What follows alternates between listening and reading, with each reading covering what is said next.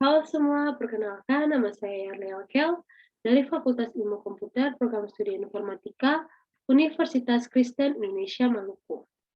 Di saat ini saya akan membawakan materi yang pertama tentang pengertian teknologi web dan yang kedua tentang jenis-jenis teknologi web. Kita masuk pada poin yang pertama yaitu pengertian teknologi web. Teknologi web adalah sebuah metode di mana komputer berkomunikasi satu sama lain melalui penggunaan bahasa markup dan paket multimedia, dikenal sebagai teknologi web. Dalam beberapa dekade terakhir ini telah mengalami transisi yang dramatis dari beberapa halaman web yang ditandai hingga kemampuan untuk melakukan pekerjaan yang sangat spesifik pada jaringan tanpa gangguan. Yang kedua yaitu jenis-jenis teknologi web. Yang pertama ada browser. Jenis yang pertama adalah browser. Ini adalah juru bahasa web. Mereka meminta informasi dan ketika mereka menerimanya, mereka menunjukkan kepada kita di halaman dalam format yang bisa kita lihat dan pahami. Beberapa contoh dari browser adalah seperti Google Chrome, Safari, Firefox, Internet Explorer. Yang kedua ada HTML.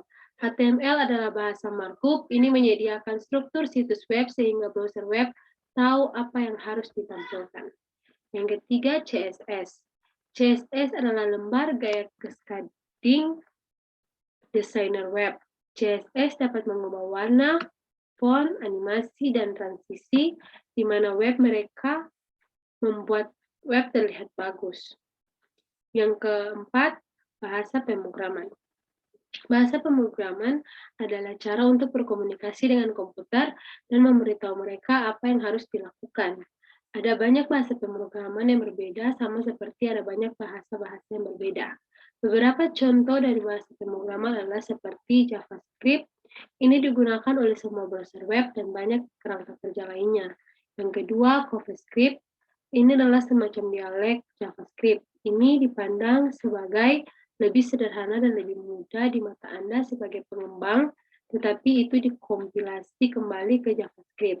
Yang berikut ada Python. Bahasa ini digunakan oleh kerangka Django dan digunakan dalam bahasa perhitungan matematis. Yang berikut Ruby. Ini digunakan oleh kerangka kerja Ruby on Rails. Yang berikut ada PHP digunakan oleh WordPress. Ada Go adalah bahasa yang lebih baru dibuat untuk kecepatan. Ada Objective C adalah bahasa pemrograman di belakang iOS dipimpin oleh Apple. Ada Swift, bahasa pemrograman terbaru Apple.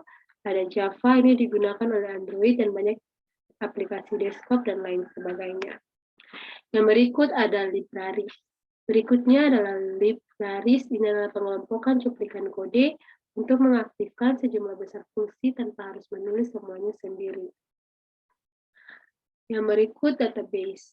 Basis data atau database adalah tempat semua data Anda disimpan. Ini seperti sekelompok lemari arsip dengan folder yang diisi dengan file. Contoh populer dari basis data ini adalah seperti MongoDB, Redis, PostgreSQL, MySQL, Oracle, SQL Server. Yang berikut ada protokol. Protokol adalah instruksi standar untuk cara menyampaikan informasi bolak-balik antara komputer dan perangkat. Ini termasuk seperti HTTPD, DDP, REST. Yang berikut API. API adalah antarmuka pemrograman aplikasi. Itu dibuat oleh pengembang aplikasi untuk memungkinkan pengembang lain menggunakan beberapa fungsi aplikasi tanpa berbagi kode. Yang berikut ada data format. Data format adalah struktur bagaimana data disimpan. Beberapa contohnya adalah seperti JSON, XML, dan CSV. Demikianlah hasil presentasi dari saya. Sekian dan terima kasih.